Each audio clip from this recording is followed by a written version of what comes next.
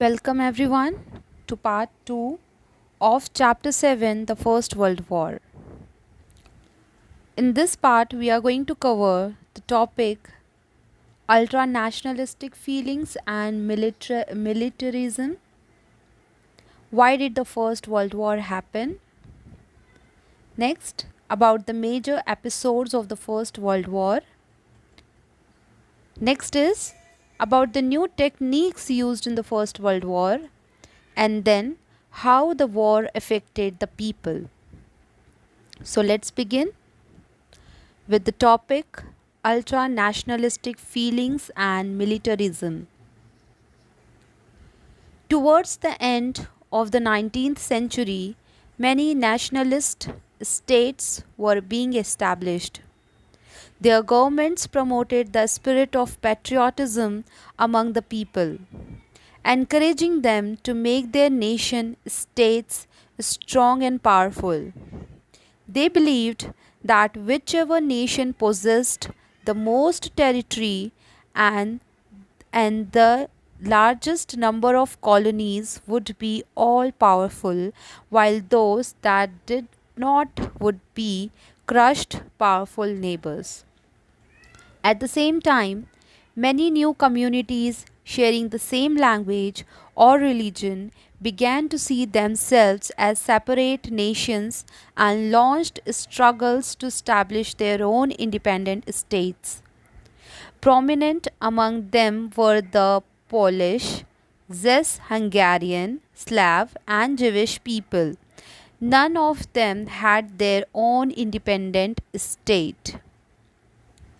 As you can see in the graph given here, in 1880, this table is showing a military expenditure of large nations like Germany, Austria-Hungary, Britain, Russia, Italy and France between 1880 to 1914 in crores. Our next topic is, why did the First World War happen? In brief, it can be said that the 19th century saw the establishment of nation states that were not democratic, with power continuing to remain in the hands of the elite class. This was the time when all nations were industrializing rapidly, leading to intense competition between them. The newly emerging countries were trying to create their own space, which naturally upset the existing power balance. Here comes the major episodes of the First World War. Now let us know. Following the assassination of their Archduke, Austria-Hungary launched an attack on Serbia on July 28, 1914. Russia rushed to Serbia's aid and attacked Austria while France announced its support for Russia. Germany declared war against Russia on August 1 and against France on August 3. Germany dispatched its troops through Belgium to launch an attack on France. This led Britain to declare war against Germany on August 4. As you can see in the picture 7.4 and 7.5, in 7.4 it is showing an idealized picture of life in a trench, and in 7.5 a realistic picture of life in a trench. So now let us know about the new techniques used in the First World War. The very first is machine guns. Soldiers in the network of trenches usually used machine guns. This was the first time that such guns were used in a war. They could fire hundreds of rounds per minute.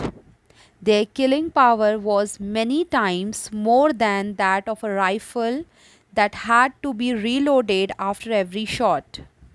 The second is cannons. These were used on a large scale in the war. The heavy cannons could fire 50 to 60 rounds per minute. With their ability to fire rounds continuously on a target at a specified distance, they were a successful answer to the obstacle created by trenches. Third, tank. In 1899, Britain developed an armoured car with bulletproof plating that was equipped with a machine gun. Next is submarine. Germany developed the U boat, that is, submarine, that could navigate below the water surface and bomb enemy ships.